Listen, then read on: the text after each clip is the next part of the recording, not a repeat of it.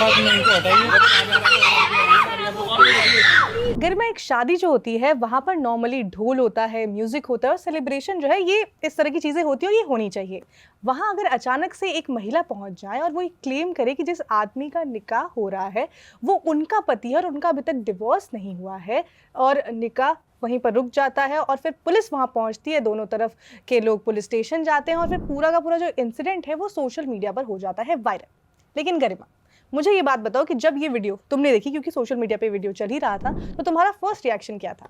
अब देखो स्वर्णा, मेरा जो फर्स्ट रिएक्शन है वो ऑनेस्टली ये था कि सोशल मीडिया पर हम अक्सर सिर्फ एक ड्रामेटिक वीडियो देखते हैं और तुरंत कंक्लूजन पर नहीं पहुंचना चाहिए, लेकिन हम पहुंच जाते हैं। लेकिन इस पर्टिकुलर केस में ना एक बात बहुत ज़्यादा इंपॉर्टेंट है, वो ये है कि हमें ये समझना होगा कि सामने सिर्फ एक वायरल वीडियो नहीं है, बल्कि एक महिला का एलिजेड क्लेम है कि उसकी शादी ना पहले से हो चुकी है, डिवोर्स नहीं हुआ है और उसका हस्बैंड दूसरी शादी कर रहा है, और वो भी बिना बताए वो क्लेम कर रही है कि उनको नहीं पता इन सब बारे में।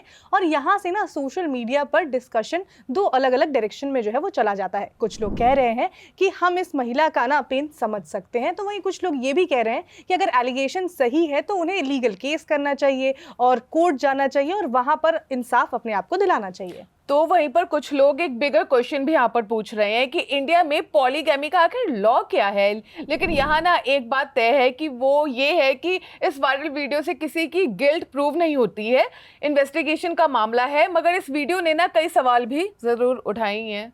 बिल्कुल। और ना मुझे लगता है कि यहाँ एक और सेंसिटिव पॉइंट है कि जब भी पॉलीगैमी की बात होती है, इस पे डिस्कशन किया जाता है, कॉन्वर्जेशन बहुत ज़्यादा क्विकली ना रिलीजन के अराउंड आ जाती है। लेकिन हमें ये समझना होगा कि पॉलीगैमी एक बहुत ही बड़ा सोशल और लीगल मुद्दा है और इसका ना डिस्कशन किसी एक रिलीजन को टारगेट करते हुए डेफिनेटली नहीं होना चाहिए था, क्योंकि इंडिया में ना बहुत सारे ऐसे कई ट्राइब कम्युनिटीज़ हैं जहाँ पर पॉलीगैमी अभी भी होती है। गरिमा, तुमने एक स्टोरी भी की थी इससे रिलेटेड, वो पॉलीएंड्री थी। हाँ, पॉलीएंड्री थी। लेकिन पॉलीएंड्री पॉलीगैमी इंडिया में बहुत ही जगहों पे जो है वो हो रही है। बहुत सारे कम्युनिटीज़ हैं, बहुत सारे ट्राइब्स हैं जहाँ पर होती हैं।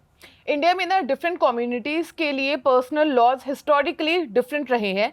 मुस्लिम पर्सनल लॉ के अंडर मुस्लिम मेन के लिए सर्टेन सर्कमस्टेंसेस में अप टू 4 मैरिजेस का प्रोविज़न ट्रेडिशनली रिकॉग्नाइज्ड है। लेकिन इसका ये मतलब कतई नहीं है कि हर सिचुएशन में बिना किसी लीगल कॉन्सिक्वेंसेस के कोई भी दूसरी शादी कर सकता है। और सबसे जो इम्पोर्टेंट बात है वो पॉलीगैमी और चीटिंग या डिसेप्शन एक ही चीज़ नहीं है। बिल्कुल, आप इस बात पे कि रिलीजन में आपको ये अथॉरिटी मिली हुई है कि आप 4 शादियां कर सकते हो, तो for the sake of it आप ज़रूरी नहीं कि आप ऐसे करोगे ही, क्योंकि इसके भी कॉन्सिक्वेंसेस हैं। हाँ, अगर किसी मैरिज में ना fraud, cruelty, domestic violence, dowry, harassment या कोई दूसरा ऑफेंस एलिज्ड है तो उसका लीगल असेसमेंट अलग से होता है और वो होना भी चाहिए। तो इन सब पॉइंट पे जो है वो बात की जाती है। एग्जैक्टली। और एक इंटरेस्टिंग ग्लोबल कंटेक्स्ट भी है। प्यूर रिसर्च सेंटर के 2019 एनालिसिस के अकॉर्डिंग दुनिया की पॉपुलेशन का relatively small percentage around 2% पॉलीगेमस households में रहता है। और तो और कि कई देशों में ना जो पॉलीगैमी है वो पूरी तरह से बैंड है, जैसे कि तुर्की ने 1926 में पॉलीगैमी को पूरी तरह से बैन कर दिया था। फिर तुनीशिया ने 1956 में इसे आउटलॉ किया था। फिर कुछ सेंट्रल एशियन कंट्रीज़ में भी ना सेक्युलर फैमिली लॉ के अंडर में पॉलीगैमी पूरी तरह से प्रोहिबिटेड है।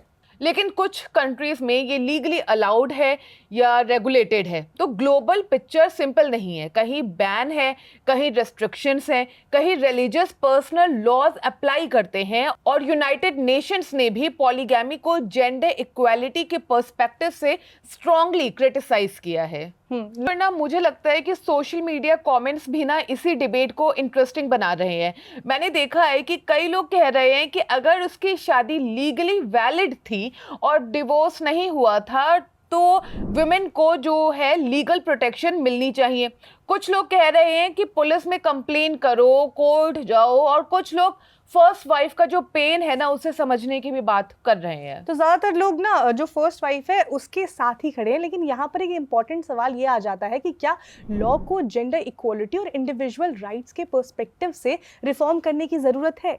ये डिबेट ना इंडिया में पहले भी होती रही है और फ्यूचर में भी होगी, क्योंकि एक बहुत ही ज़्यादा इंपॉर्टेंट क्वेश्चन आ जाता है। और इंडिया में भी इस इशू पर लीगल डिबेट होती ही रही है। अगस्त 2022 में सुप्रीम कोर्ट ने पॉलीगैमी और निकाह हलाला की कॉन्स्टिट्यूशनल वैलिडिटी को चैलेंज करने वाली पिटीशंस पर हियरिंग शुरू की थी। बिल्कुल, यानी जो डिबेट है ना वो सिर्फ सोशल लेवल पर नहीं है, कोर्ट के सामने भी कई बार सवाल उठाए गए हैं इसको लेकर कि क्या ऐसी प्रैक्टिस कॉन्स्टिट्यूशनल राइट्स और जेंडर इक्वालिटी के स्टैंडर्ड पर खड़ी उतरती है या फिर इन सबसे लोगों के जो राइट्स हैं उनका वायलेशन होता है। तो ये कहानी कोई नई कतई नहीं है, सालों से डिबेट चल रहा है। हम यहाँ उम्मीद कर सकते हैं कि इस मामले में जो भी दोषी है उसे सजा जरूर मिले और पॉलीगैमी के मुद्दे को ना सेंसिटिविटी के साथ हैंडल किया जाए। बिल्कुल, और मुझे लगता है ना कि इस एक इंसिडेंट ने ना कई इंपॉर्टेंट कॉन्वर्जेशन स्टार्ट किया है, जैसे कि पॉलीगैमी पर डिबेट होनी चाहिए या नहीं, पर्सनल लॉ में रिफॉर्म की ज़रूरत है या नहीं, और सबसे इम्पॉर्टेंट कि मैरिज में विमेन के जो राइट्स हैं उसको कैसे प्रोटेक्ट किया जा सके। खैर, आपको क्या लगता है, क्या इंडिया में पॉलीगैमी लॉज पर दोबारा से डिस्कशन होना चाहिए? क्या वक्त आ गया है कि इसके बारे में अब सवाल किए जाएं? क्या पर्सनल लॉज और जेंडर इक्वालिटी के बीच बेटर बैलेंस की ज़रूरत है? और कानपुर के इस इंसिडेंट में क्या लीगल प्रोसेस ही बेस्ट वे है? कमेंट करके ज़रूर बताइएगा। मैं हूँ गरिमा। मैं हूँ स्वर्णा। आप देख रहे हैं द बहन शो।